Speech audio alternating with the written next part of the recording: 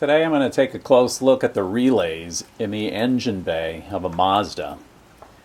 So we're going to have a close look at them, going to test them all, and then put them back together, put them back on the car. So go brew yourself a cup of joe or pop open a cold one. Let's talk shop.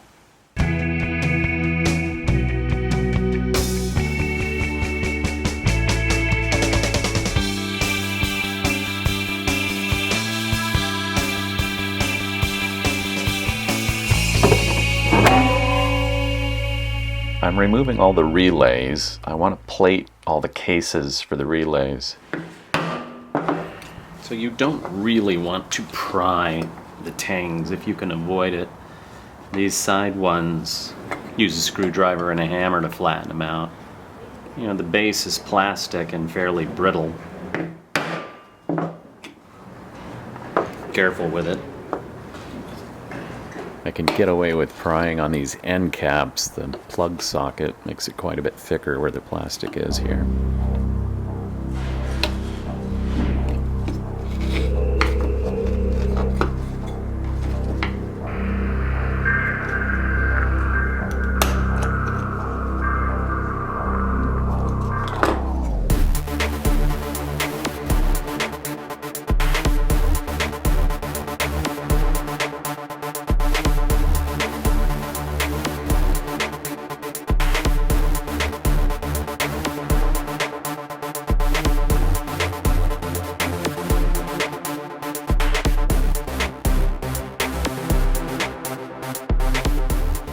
Window relay.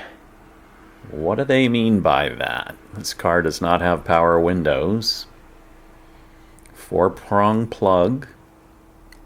I do have a wiring diagram. We'll look at that a little closer later and figure out what this controls.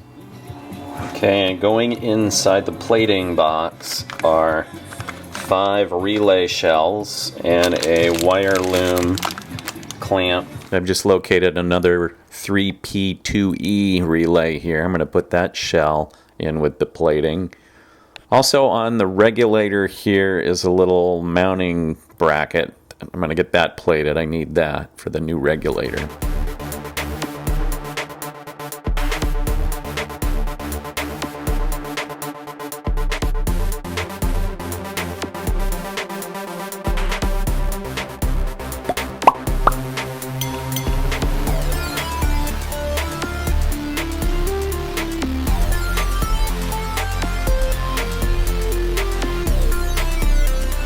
So in order to test the relay, we're going to take it from the ground here.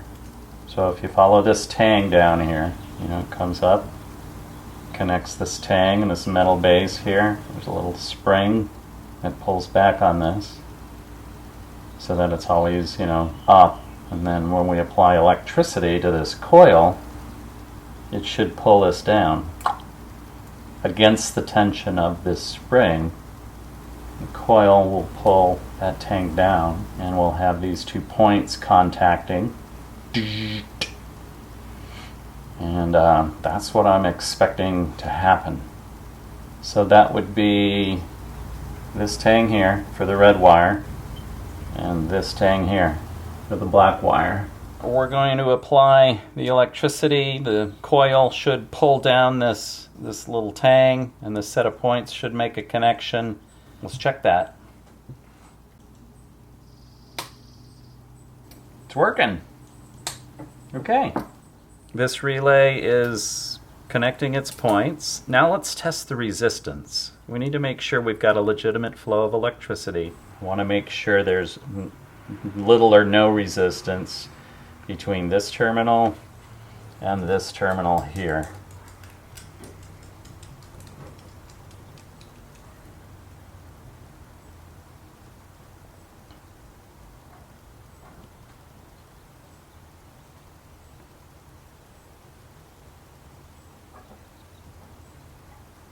Point 0.3, 0.4.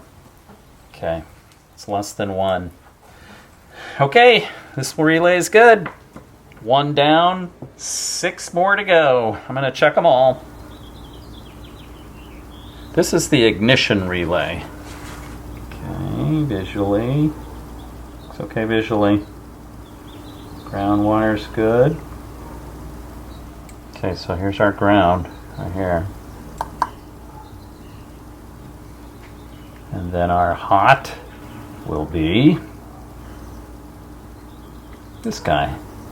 And then I'm expecting flow through these two. We'll check the resistance there. So hot will be here. Ignition relay good. Okay, let's see. I'm going to turn this around in order to do the resistance. If I can stabilize it here, I keep moving.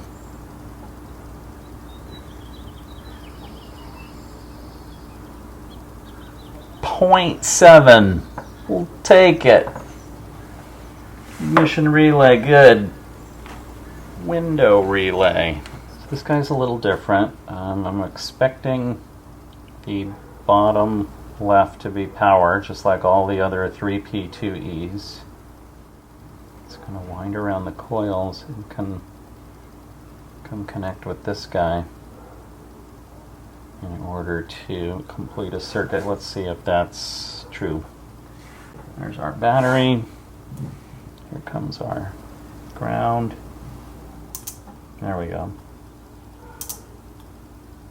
Alright, window relay is active. Now let's test the resistance. Make sure it's going to be good. It's hard to get a good, there we go, 0.8, 0.7. I saw 0.7 for a microsecond. I'll take it. One of the relays marked 3P2E. It completed a circuit, but it had infinite resistance. So I gave it a much closer inspection and I noticed the points were pretty dirty. So what I've got here is some sandpaper. We're going to clean off these points. Also, I noticed it was slightly misaligned. So I realigned the points. And let's see if this makes a difference. Are you kidding me? 0.3! It works! I'll take it! Here's another one marked 3P2E. This one has a severed wire. It's just this micro one filament copper strand. That was me. I was a little rambunctious removing the cover from this relay. I'm pretty sure there's extras in the engine bay that I won't be using, so I consider this expendable.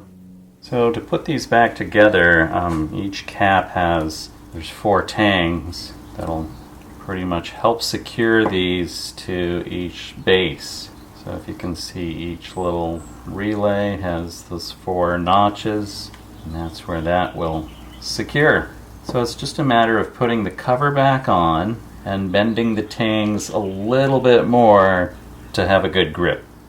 Each relay came apart with this 4-prong plug off to the left as you're facing the printing on the relay case. All 4 tangs have a grip. Let me just increase that grip.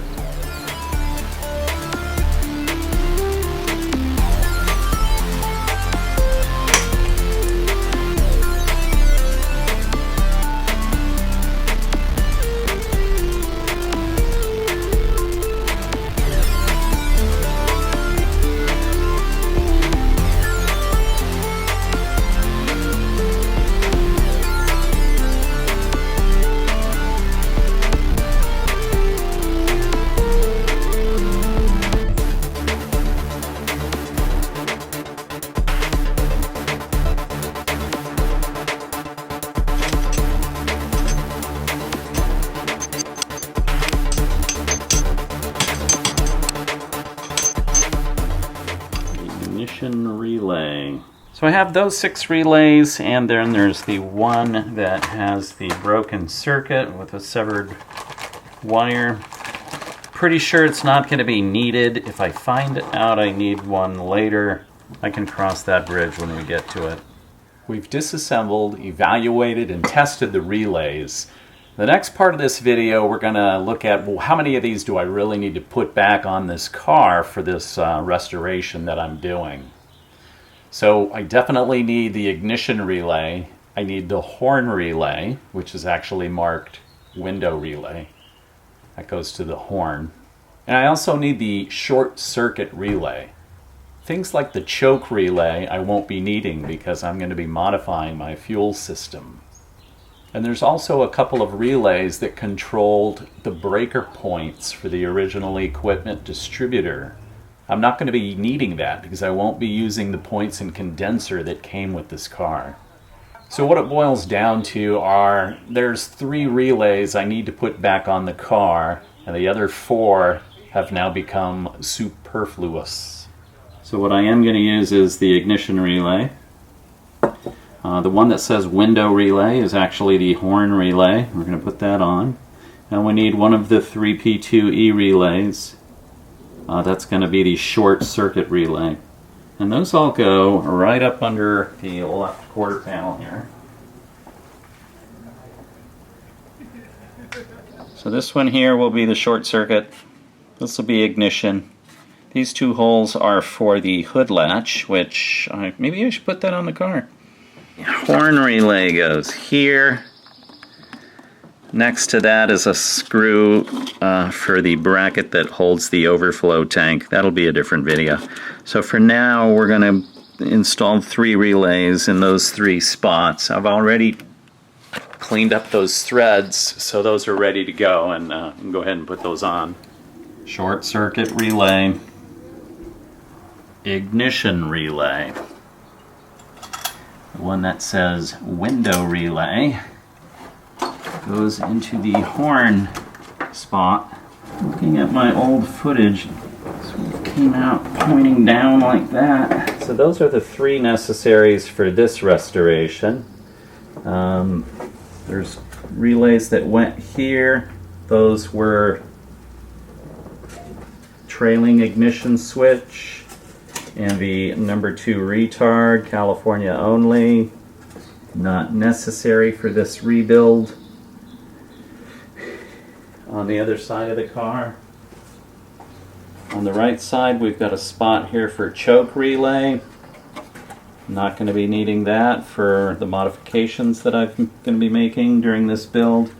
There's also a wire here for kickdown relay.